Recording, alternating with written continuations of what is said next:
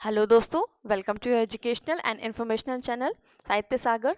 मैं हूं आपकी हिंदी के एजुकेटर डॉक्टर अलका। इस चैनल के माध्यम से हम एमपी टेट वर्ग 1 यूजीसी नेट असिस्टेंट प्रोफेसर संबंधित जो भी स्टडी मटेरियल होता है और इम्पोर्टेंट जो जानकारी होती है वो आप तक पहुंचाते हैं। साथ ही साथ हम MP high education guest faculty की भी जो न्यूज़ होती है या फिर जो भी नोटिफिकेशंस होते हैं वो आप तक पहुंचाने का पूरे से पूरा प्रयास करते हैं। इसके अलावा भी हम पीएचडी और आपके असिस्टेंट प्रोफेसर और स्कूल से रिलेटेड जॉब्स भी आपको प्रोवाइड करवाते हैं ताकि आपका जो करियर है वो एक निश्चित दिशा की ओर आगे बढ़े। तो आज का जो हमारा टॉपिक है वो है यूजीसी नेट की जो आंसर की आई है 2025 की, जो अभी हाल ही में आपका पेपर हुआ था 29 जून को।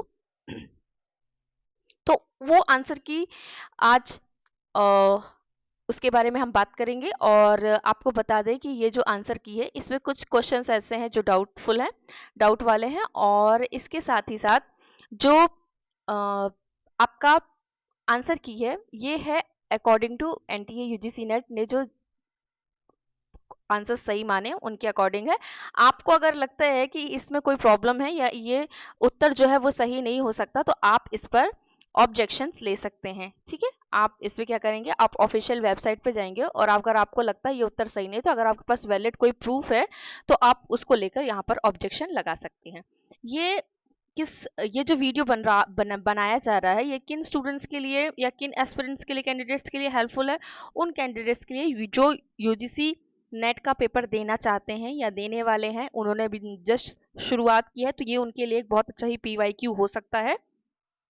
और जो किसी कारणवश इस बार एनटीए नेट का पेपर नहीं दे पाए हैं तो उनके लिए एक ये बहुत अच्छा रेफरेंस हो जाएगा अपनी तैयारी के लिए। तो चलिए शुरू करते हैं। पहला प्रश्न यह है कि चीफ की दावत कहानी से दिए गए निम्नलिखित संवादों में से कौन सा संवाद श्यामनाथ की पत्नी का है? अब यहाँ पर ये देखिए कि ज्यादा डिस्कस नहीं करेंगे इस पेपर के पीछे, क्योंकि जब फाइनल आंसर की आएगी तब हम अच्छे से डिस्कस करेंगे। अभी आपको केवल आंसर आंसर बता दे रहे हैं क्योंकि अभी आंसर बताने में 150-200 आपके इतने प्रश्न रहते हैं तो उसमें टाइम लग जाता है, इसलिए केवल अभी आपको इस वीडियो में आंसर्स बताए जा रहे हैं, विश्लेषण नहीं किया जा रहा है। तो इसका उत्तर होगा आपका ए और ई। ठीक है, तो इसका उत्तर होगा आपका ए और ई। अगला प्रश्न देखते हैं। काव्य आंदोलनों को पहले से बाद के क्रम में व्यवस्थित कीजिए।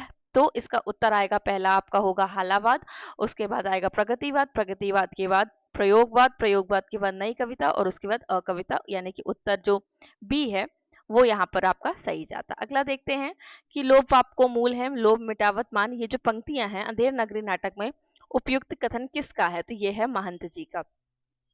अगला हम देखते हैं तमस से संबंधित निम्नलिखित में से कौन सा कथन सत्य है? और आपको मैं बता दूं कि मुझे ये जो पेपर है वो पेपर मुझे इंटरनेट से प्राप्त हुआ है।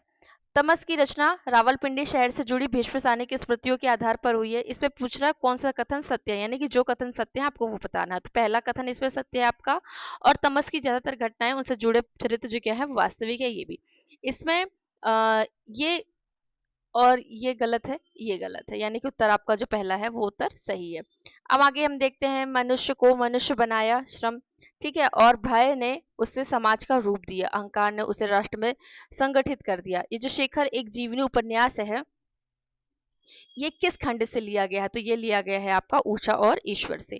सारस्वत देश तुम्हारा तुम हो रानी, इड़ा को संबोधित करके ये पंक्तियां कामायनी के किस सर्ग में किसने कही है? तो संघर्ष सर्ग में ये पंक्तियां कही गई हैं और मनु ने कही हैं। अमीय हलाहल मद भरे सेवत श्याम रत्नार, तो इससे पूछा गया है किस कृति में संकलित है? तो जो रसलीन है उनकी रचना है अंग दर्पण, उससे ये लिया गया है। ऐतिहासिक भौतिकवाद से संबंधित निम्नलिखित में से कौन से सत्य कथन है? तो इसमें आपका उत्तर आएगा मार्क्स के अनुसार, कार्ल मार्क्स के अनुसार जो समाज का आर्थिक ढांचा ही क्या है, इतिहास का मूलभूत निर्धारक तत्व है। एक किया जाएगा आपका पहला, यानी कि ए, विकल्प ए। और आपका आ जाएगा कि मार्क्स के अनुसार अब तक सारा मानव इतिहास वर्ग संघर्ष का इतिहास है, ऑप्शन डी। अगला हम देखते हैं कि ये आंदोलन जो है दलित आंदोलन से संबंधित निम्नलिखित में से कौन सा सत्य है तथ्य, वो आपको बताना है। तो इसमें सत्य आएगा कि डॉक्टर अंबेडकर ने नेतृत्व में दलितों ने साइमन कमीशन का समर्थन किया। और डी में आ जाएगा गोलमेज सम्मेलन में अंबेडकर ने दलितों के लिए पृथक निर्वाचन मंडल की स्थापना की, यानी कि ऑप्शन सी और डी आपका सही होगा। अगला हम देखते हैं कि भाषा की विशेषताओं के संबंध में कौन सा कथन सत्य है। यहाँ आपको क्या बताना है, कौन सा सत्य है। तो भाषा पैतृक संपदा होती है, नहीं। भाषा परंपरा है, उसका अर्जन कर सकता है, उसको उत्पन्न नहीं कर सकता, हाँ ये सही है। तो ऑप्शन आपका बी सही होगा। और ऑप्शन आपका कि प्रत्येक भाषा की एक भौगोलिक सीमा होती है। तो ये आपका ऑप्शन बी और डी आपका यहाँ पर सही होगा। अगला हम देखते हैं कि निम्नलिखित रचनाओं में से कौन सा एक कथन सत्य है। कौन सा कथन सत्य है। अकबर के समय में गंग कवि ने चंद आएगा यहाँ पर, ठीक है, चंद छंद वर्णन की महिमा नामक एक काव्य पुस्तक खड़ी बोली में लिखी। अच्छा, इसमें असत्य पूछा है तो यही आएगा, ठीक है, ये असत्य है। बाकी ये सही है, ये सही है, ये सही है, और ये थोड़ा सा गलत है, ठीक है, शब्द से भी गलत है। आगे हम देखते, कीर्ति नहीं है, महिमा है। विष्णु प्रभाकर द्वारा जो रचित आवारा मसीहा के संदर्भ में कौन सा एक कथन गलत है।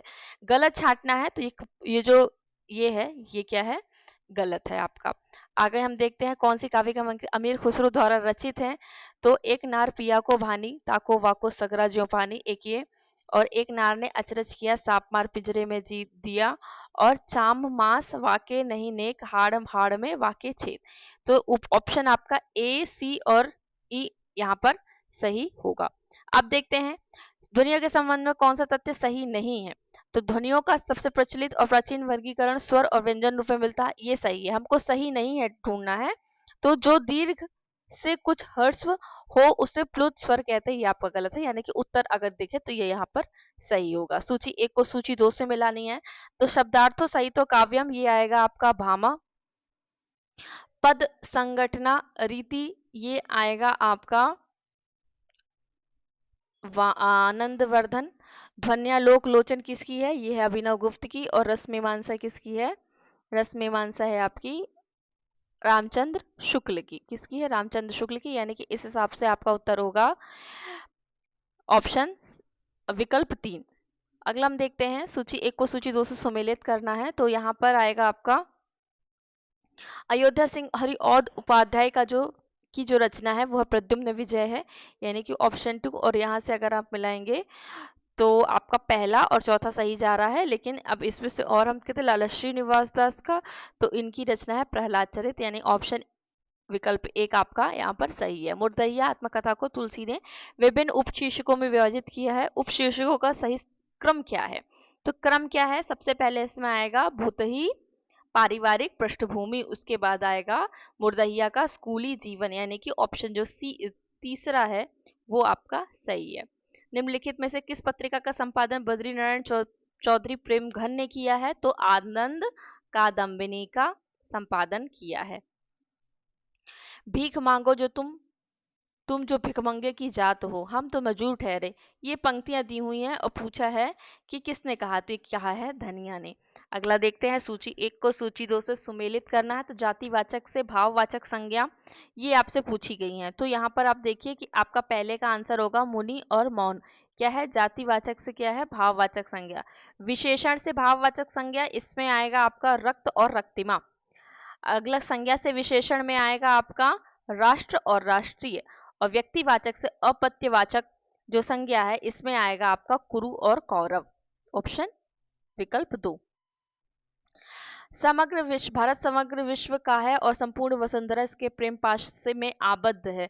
ये कथन पूछा गया किसका, तो ये किसका है, धातु सेन का, जो आपका नाटक लगा हुआ है उस नाटक से आप ये पंक्तियां पूछी गई। महोपाध्याय हरप्रसाद शास्त्री, इनके पूछी गई है। जो रचनाएं हैं, जो संपादन किया था वो पूछा गया है। तो ये तो बहुत इजी हो जाएगा आपके लिए। बौद्धगान और दूहा, राहुल सांकृत्यायन का हिंदी काव्य धारा, और प्रबोध चंद्र बागची का आ जाएगा आपका दोहा कोश, और डॉक्टर मोहम्मद शहीदुल्ला। यानी कि अगर आपको ये नहीं भी पता था तो आप इन तीनों से करेक्ट कर सकते हैं। विकल्प 3 आपका सही है। काव्यकृतियों को प्रकाशन वर्ष के अनुसार पहले से बाद के क्रम में व्यवस्थित कीजिए।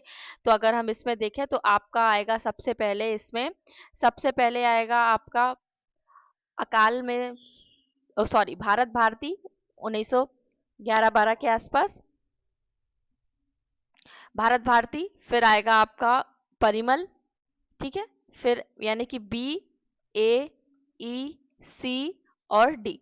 सबसे लास्ट में आपका क्या आएगा, पहाड़ में लैंडलैंड। ये आपकी नई कविता और 60 के दशक की कविता के आसपास आती है। तो यहाँ आपका आ जाएगा ऑप्शन विकल्प 4। निम्नलिखित कथन कौन सा शंभुनाथ के अनुसार भारतीय नवजागरण के विभिन्न रूपों से संबंधित है? तो इसमें आएगा आपका बांग्ला नवजागरण का केंद्रीय सारत्व बुद्धिवाद है, और हिंदी नवजागरण का केंद्रीय सारत्व क्या है, राष्ट्रवाद है। अगला देखते हैं हम सूची 1 को सूची 2 की जो काव्य पंक्तियां उनसे मिलाना है। तो इसमें देखते हैं ठाकुर की जो पंक्तियां हैं वो है कि हम तो पर नारी भई सो भई, ठीक है, हम तो पर नारी भई सो भई, तुम तो सुधरो सखियां सिंगरी। और मतीराम की क्या है, मतीराम की है कि जो जो निहारिये नैन नहीं,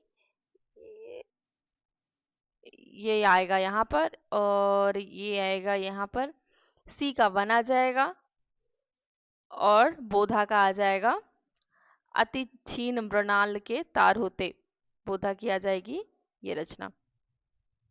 तुम सभ्य हो, मार्केट जितना सात सागर पार है, ये पंक्तियां दी हैं और पूछी हैं कि भारत भारती किस भाग से ली गई हैं। तो ये कृषि और कृषक से ली गई हैं। बिहारी के संदर्भ में कथन किसने कहा है कि बिहारी का काव्य हृदय में किसी ऐसी लय या संगीत का संचार नहीं जिसकी स्वर धारा कुछ काल तक गूंजती रहे। ये किसने कहा है? तो ये किसने कहा? आचार्य रामचंद्र शुक्ल ने कहा है। सूची 1 को सूची 2 से मिलाना है। चारु चंद्रलेख, चारु चंद्रलेख, और इसमें मिलेगा आपको ऑप्शन एक टूटा दर्पण देवी शंकर अवस्थी, ठीक है, और मैला आंचल, इसमें आपको आएगा हिंदी उपन्यास की एक नई दिशा, और अंधेरे बंद कमरे में इसमें आपको मिलेगा दूसरों के नरक, और झूठा सच आपको मिलेगा यहाँ पर डी का आएगा आपका 2। यहाँ पर आएगा आपका ऑप्शन डी जो है वो आपका करेक्ट आंसर होगा, ये 2 है यहाँ पर। अगला देखते हैं कि वीर कर्म से पृथक वीरत्व तो कोई पदार्थ नहीं, वैसे ही सुंदर वस्तु से पृथक कोई सौंदर्य नहीं है, ठीक है। शुक्ल जी ने अपने निबंध में कविता क्या है में किस उपशीर्षक के अंतर्गत ये दी है? तो ये दी है सौंदर्य और विकल्प 3। मेरे राम का मुकुट भीग रहा है, कौन सा कथन असत्य है इसमें? तो क्या है कि यह विद्यानिवास मिश्र का पहला ललित निबंध है, ठीक है, ये जबकि गलत है। अगला देखते हैं, अच्छा यहाँ इसके हिसाब से ये गलत है। सूची 1 को सूची 2 से मिलाना है। वियोगी जी की रचना, सबकी रचना से हमें यहाँ पर मिलाना है। तो यहाँ पर आएगा आपका ऑप्शन पहले का तीसरा आएगा रामेश्वर शुक्ल अंचल का आएगा अपराजिता, क्या आएगा? अपराजिता, और भगवती चरण वर्मा का आएगा मधुकर, और नरेंद्र शर्मा का आएगा शूल और फूल। कौन सा कथन अस्तित्ववाद से संबंधित है? तो इसमें आएगा अस्तित्व का मूलाधार ही व्यक्तिक स्वच्छंदता है, ये ठीक है। नीचे ने कहा था कि ईश्वर की मृत्यु हो चुकी है, ठीक है, और सही और कौन सा है कि सात्र अस्तित्ववादी लेखक और चिंतक दोनों है, यानी कि विकल्प 2। स्त्री पात्र और कहानी से सम्मिलित करना है। तो सीता किस कहानी की पात्र है? तो सीता है दुलाई वाली की। और किरण किसकी है? किरण है कानों में कंगना की। चंदा किसकी है? चंदा है राजा नरवंशिया की। और अनीता किसकी है? राही की, यानी कि विकल्प 1 आपका सही है। अब आप देखते हैं बावन दास की कहा गांधी जी वाली चिट्ठियों वाला बस्ता क्यों चला दिया, ठीक है, बालदेव ने। तो इसमें आएगा ताकि बावन दास मिनिस्टर ना बन जाए।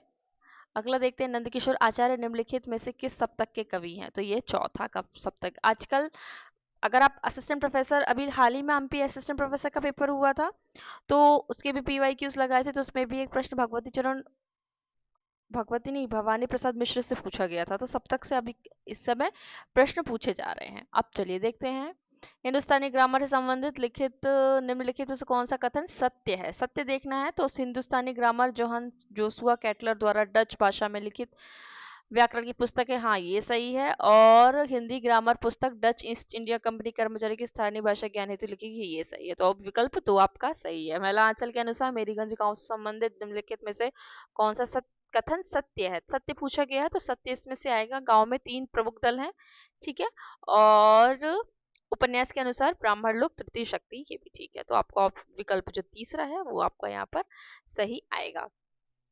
निम्नलिखित काव्य सिद्धांतों को पहले से बाद के काल क्रम में व्यवस्थित कीजिए।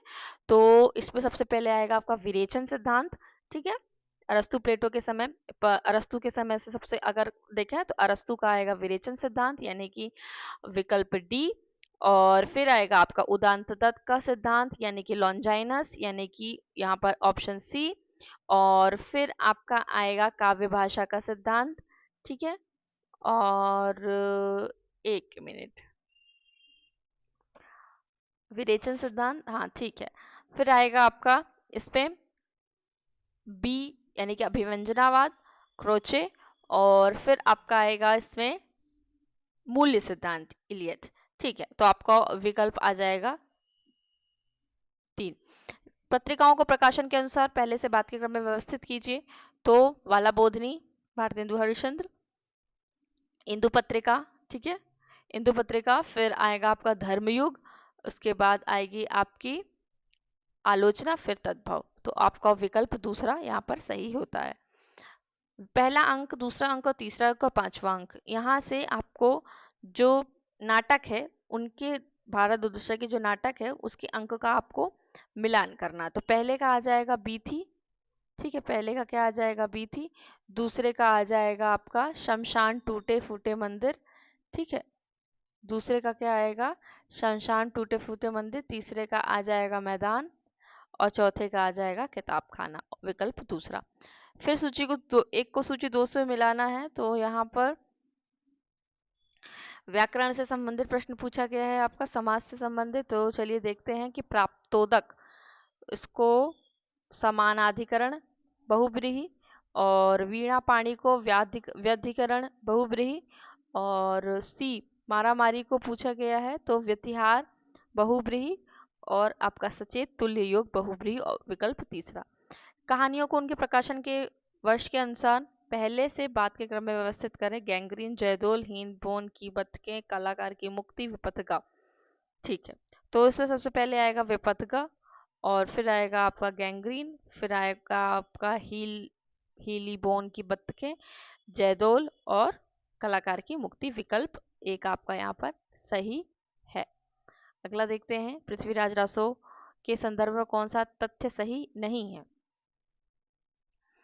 तो सही जो सही है वो तो हमको पता है, सही कौन सा नहीं है। तो सही कौन सा नहीं है कि चंद्रबरदाई कल्हड़ नहीं नाम था उनका, जल्हड़ था। और गौरी चंद्र सिंह वर्णित घंटाओं संवतों को भाटों की कल्पना नहीं मानते हैं। तो ये दो आपके गलत है, यानी कि डी और ये ऑप्शन गलत है। कामायनी की निम्नलिखित पंक्तियों को सही क्रम में व्यवस्थित कीजिए, ठीक है। तो पहला आएगा आपका कामायनी स्वयं व्यस्त पर शांत बने से।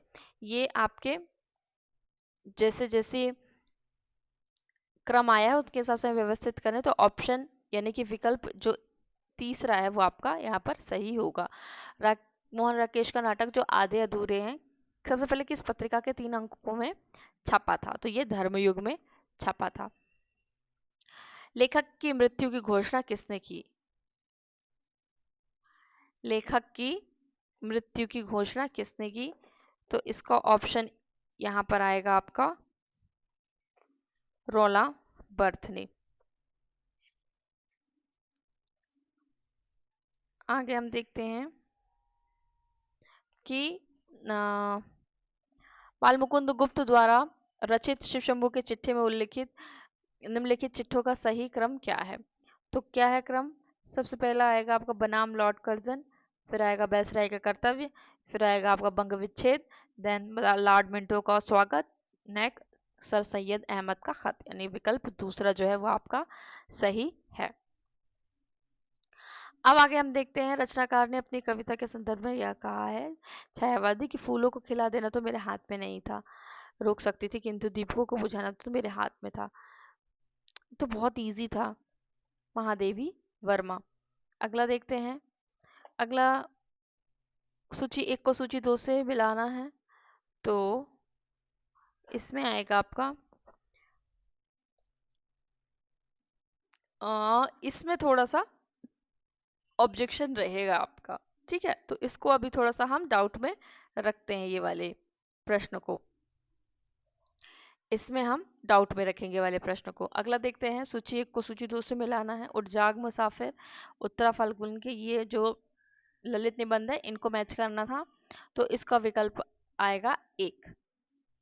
अगला देखते हैं, सिक्का बदल गया कहानी का पात्र नहीं है, तो ददन मियाँ इसके पात्र नहीं है। कौन सा कथन उत्तर आधुनिकता से संबंधित है, तो उत्तर आधुनिकता से संबंधित हम देख लेते हैं कौन सा नहीं है, तो हमें जो है वो पता चल जाएगा। तो कौन सा नहीं है, तो उत्तर आधुनिकता के चिंतन में ईश्वर सर्वोपरि है, ये नहीं है। और क्या नहीं है कि इसमें उत्तर आधुनिकता में स्वच्छतावाद की एक शाखा, ये नहीं है। तो बाकी 3 इसके करेक्ट उत्तर है। विकल्प 4, स्पेक्टर, माता दीन, चांद पर, है ना, संदर्भित निम्नलिखित पंक्तियां कौन सा कथन माता दीन का है, तो इसमें है पहला और चौथा, यानी कि विकल्प तीसरा आपका सही है। अंश को, कविता के अंश को सही क्रम में व्यवस्थित करना है, तो अब अभिव्यक्ति के सारे खतरे उठाने होंगे, यहाँ से उठाने होंगे। यहाँ से शुरू होती है और खत्म किस पे होती है, जिनमें कि प्रतिपल कांपता रहता अरुण कमल एक, तो ये इसी से पहली और आखिरी पंक्ति से आप इसको मैच कर सकते थे। विकल्प 3 आपका सही है। मनुष्य को ऊपर खींचता है और जैव धरातल का आकर्षण नीचे की ओर, यह पंक्ति नामधारी सिंह दिनकर की किस कृति की भूमिका में ली गई है, ये भी थोड़ा सा डाउट वाला प्रश्न है। ठीक है, ये भी थोड़ा सा डाउट वाला प्रश्न है, इसको देखना पड़ेगा। कौन सी पंक्तियां प्रताप नारायण मिश्र के निबंध शिव मूर्ति से संबंधित हैं, तो कौन सी पंक्तियां संबंधित हैं इसको हम देखते हैं। इसमें आएगा आपका विकल्प सी और ई, ये आपका यहाँ पर विकल्प सी और ई यहाँ पर सही होगा। तो विकल्प कौन सा जाएगा सही आपका 1। दिनकर की पुस्तक संस्कृत के 4 अध्याय के संदर्भ में कौन सा कथन, एक तथ्य जो है वो गलत है, तो तीसरे अध्याय का शीर्षक ये नहीं है। बीजक में संकलित जो रामायणी है किस छंद में लिखी गई है, चौपाई छंद में लिखी गई है। ठीक है, किस में लिखी गई है, चौपाई छंद में लिखी गई है। अगला आप देखते हैं कि नागरी विचारणी सभा के संदर्भ में आचार्य शुक्ल जी का अभिमत, अच्छा ये वाला जो प्रश्न है ना, ये थोड़ा सा इसमें भी डाउट हो सकता है, क्योंकि जब रामचंद्र शुक्ल की पुस्तक देखेंगे तो उसमें दोहा चौपाई दोनों दिया हुआ है ना, तो थोड़ा सा इसको भी हम एक डाउट सेशन में रख सकते हैं, डाउट में रख सकते हैं। नागरिक प्रचारणी सभा के संदर्भ में शुक्ल जी का जो मत है वो नहीं है, क्या नहीं है कि जो नागरिक प्रचारणी पत्रिका की प्रारंभिक संख्याओं को यदि हम निकाल कर देखें तो उसमें अनेक विषयों के लेख के अतिरिक्त कहीं भी कविताएं नहीं मिलती, ये गलत है। ठीक है, विकल्प 4, कौन सी कृतियां आदिवासी विमर्श संबंधित हैं, कौन सी है, तो अगर हम इस वजह से देखते कौन सी नहीं है, तो देखिए आपकी जो मन मांजने की जरूरत ये नहीं है, और इसमें से जो प्रमथ्यु गाथा है वो नहीं है आपकी, क्या है, प्रमथ्यु गाथा नहीं है आपकी, तो ए बी और डी।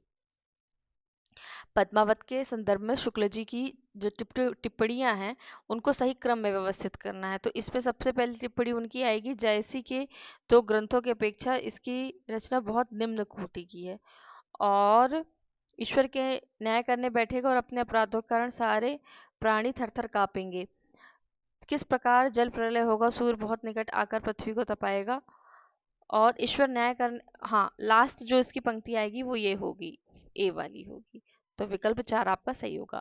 अंधेर नगरी नाटक के अंकों के स्थान का सही क्रम बताइए, तो सही क्रम इसमें से क्या आएगा आपका, अगर आप इसका सही क्रम देखेंगे तो इसमें आना चाहिए सबसे पहले आपका क्या आएगा इसमें,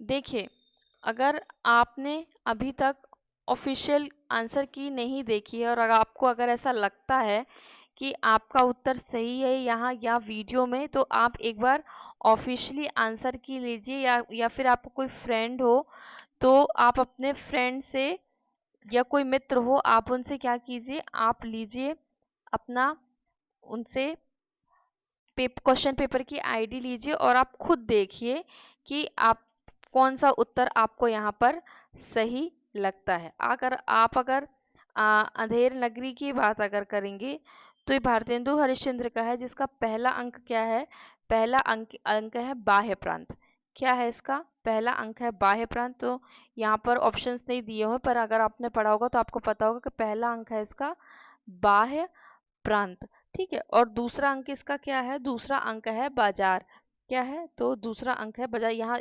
हाँ, तो यहाँ हम लिख देते हैं ए। और जो तीसरा अंक है वो है जंगल, यानी कि बी, क्या है यहाँ पर बी। तो ई ए बी, और तीसरा अंक हो गया।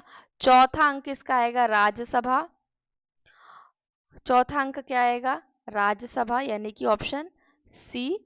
और पांचवा अंक आएगा अरण्य, पांचवा अंक क्या आएगा, डी, ऑप्शन डी, ठीक है। तो ये आपका इस क्रम से यहाँ पर उत्तर होगा। उदंड मार्तंड का प्रकाशन कब हुआ, वेरी इंपॉर्टेंट, 1826 में, ठीक है। अगर आपको इतना ही पता तो आप यहाँ से भी। और सरस्वती पत्रिका का प्रकाशन कब हुआ, सरस्वती पत्रिका का प्रकाशन हुआ 1900 में, तो आपको मुंह जबानी याद होना चाहिए। हिंदी साहित्य सम्मेलन प्रयाग की स्थापना 1910 और नागरिक प्रचारणी सभा की स्थापना 1893। अब सरकारी पैसे का मामला है, पेंशन का केस, बीसों दफ्तर। हाँ, ये जो भोलाराम का जीव से ये जो वार्तालाप है किन चरित्रों के मध्य हुआ, तो ये नारद और साहब के बीच में हुआ है। संस्थाओं को उनके स्थापना वर्ष के अनुसार पहले से बाद के क्रम में लगाना, तो सबसे पहले कौन सा आएगा, फोर्ट विलियम 1800, ठीक है, सन 1800। फिर उसके बाद आएगा आपका दक्षिण भारत हिंदी प्रचार समिति, हिंदी प्रचार सभा। फिर आएगा हिंदुस्तानी एकेडमी इलाहाबाद।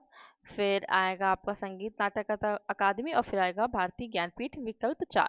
कौन सी पत्रिका माधव प्रसाद मिश्र से संबंधित नहीं है, अच्छा, कौन सी पत्रिका रचना माधव प्रसाद मिश्र से संबंधित नहीं है, तो यहाँ पर जो आपका उत्तर आना चाहिए, यहाँ दिया है टोकरी भर मिट्टी। ये इसका प्रकाशन वर्ष क्या था, 1901, और माधवराव सप्रे द्वारा ये जो लिखी गई थी। किस विचारक का संबंध रूसी रूपवाद से नहीं है, तो एफ आर लेविस का। छायावादी कवियों की कल्पना, लोक की उड़ान अपनी अक्षमता की पूर्ति का प्रयास है, कथन किसका है, इलाचंद जोशी का। देखा जाए तो परिंदे की लतिका की समस्या स्वतंत्रता या मुक्ति की समस्या है। ये जो कथन है किस आलोचक का है, तो ये नामवर सिंह का है। अब हम देखते हैं, मन में उतर आती है पिता की छवि, जिन्हें कष्टों से नहीं निष्कृति, उन्हीं अपने पिता की मैं अनुकृति हूँ, यही मैं हूँ पंक्तियों की रचयिता कौन है, तो ये हैं आपके रघुवीर सहाय। कौन है, रघुवीर सहाय।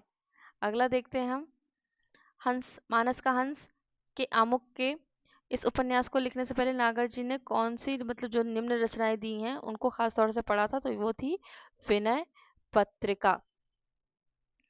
अगला देखते हैं, हिंदी निबंध के संदर्भित निम्नलिखित मंतव्यों में से कौन सा कथन शुक्ल जी का है, तो कौन सा शुक्ल जी का है, आधुनिक पाश्चात्य लक्षणों के अनुसार निबंध उसी को कहना चाहिए जिसमें व्यक्तित्व, यानी कि ऑप्शन 1 और ऑप्शन सी और ऑप्शन डी आपका यहाँ पर सही है।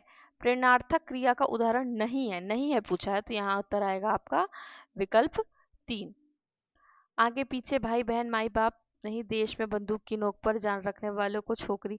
हाँ, ये किसके, कोसी की घटवार से, तो ये लक्ष्मा के बाप कहता है ये कथन यहाँ पर पूछा गया है। तो यहाँ पर आपको जो आंसर होगा वो होगा कि 1946 में नारी शक्ति, जो नारी शक्ति है, नारी की दशा पर संयुक्त राष्ट्र संघ ने विश्व भर की महिलाओं के लिए ज्ञान, समान राजनीतिक, आर्थिक और शैक्षिक अधिकार दिलाने के लिए एक आयोग का गठन किया। एक बी आंसर आपका सही हो जाएगा।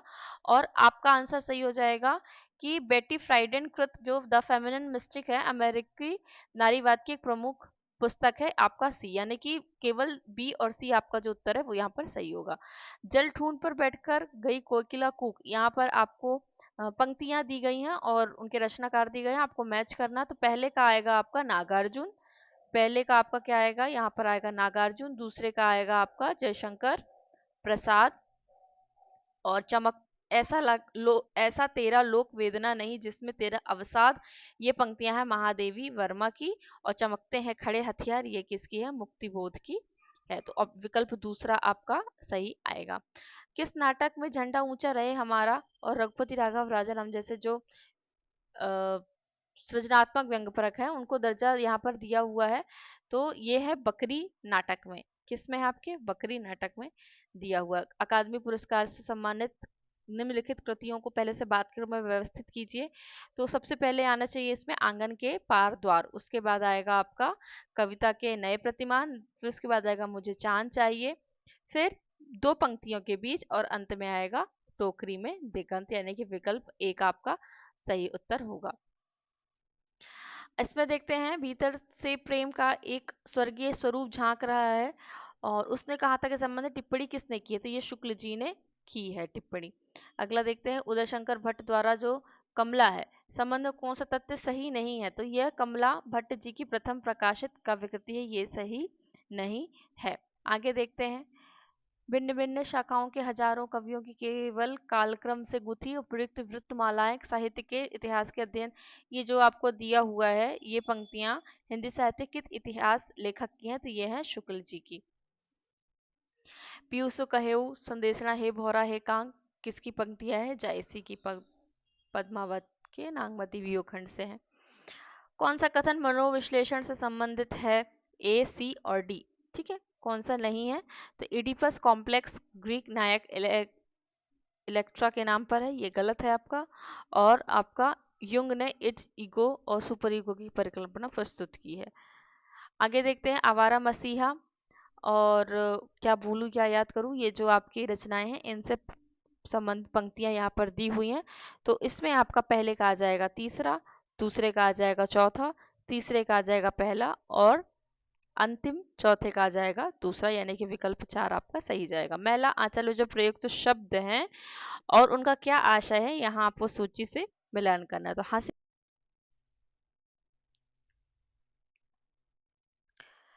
सूची 1 को सूची 2 से मिलान करना है। तो हम यहाँ पर देखेंगे हसेरी का मतलब आ जाएगा बलवा करने वाला दल, और बी का उत्तर आ जाएगा आपका यहाँ पर डोल डाल का मतलब हो जाएगा नित्य क्रिया, और सी का उत्तर आ जाएगा डमी कैंडिडेट, और डी का उत्तर आ जाएगा आपका आजीवन कारावास। अब देखते हैं सबके लिए खुले नहीं होते, जो द्वार होते हैं वो सबके लिए खुले होते, परंतु भलाई करने का अवसर सब किसी को जो उसकी खोज रखता हो मिल। ये जो कथन है भारतेंदु का किस निबंध से लिया गया? तो ये लिया गया है दिल्ली दरबार दर्पण से लिया है। कौन कौन से शब्द यहाँ पर जो पूछे गए हैं वो स्त्रीलिंग है, तो कौन कौन से हैं? देखिए जो आपका बी है धनिया, वो क्या है? धनिया। रेणु बुझौल रजुअल, धनिया क्या है? स्त्रीलिंग नहीं है। और जो आपका बुझौल है वो भी स्त्रीलिंग नहीं है। भिलंत रेणु और रज्जु ये आपके क्या है? स्त्रीलिंग है। अब एक चौथाई व्यक्तित्व का निर्माण करती है, शेष पूर्ति प्रतिष्ठा द्वारा होती है, ये कथन किसका है? तो ये किसका कथन है? ये कथन है निक्षेप का कथन है। कहाँ से है? ये आपका जो नाटक वाला जो पोर्शन दिया गया है, नाटक वाले पोर्शन से आपका ये पूछा गया है। आगे हम देखते हैं प्रश्न। आगे नाटक से आपके काफी प्रश्न पूछे गए हैं और जितना भी सिलेबस था उन सब से आपके लिए विशेष तौर पे पूछे गए प्रश्न इस पेपर में शामिल किए गए हैं। योग्यता एक चौथाई व्यक्तित्व का निर्माण करती है ना, इस टाइप से। अगला हम देखते हैं यहाँ पर हमारा जो 141 से लेकर और 150 तक के जो प्रश्न थे वो गद्यांश पर आधारित थे। वो हर साल बदलते रहते हैं, वो आपके लिए उतने इम्पोर्टेंट नहीं थे। चूंकि अगर आप आंसर की का मैच कर रहे हैं तो आपके लिए इम्पोर्टेंट है, वरना उतने इम्पोर्टेंट नहीं है। तो उसको मैंने यहाँ पर शामिल नहीं किया गया क्योंकि ये वीडियो उन स्टूडेंट्स के लिए था जो तैयारी करने वाले हैं, क्योंकि गद्यांश तो हर साल चेंज हो जाते हैं। पर अगर आपको चाहिए तो आप मुझे बताइएगा, मैं उसको भी अपने वीडियो में शामिल करने की कोशिश करूंगी। तब तक के लिए बने रहिए और देखते रहिए।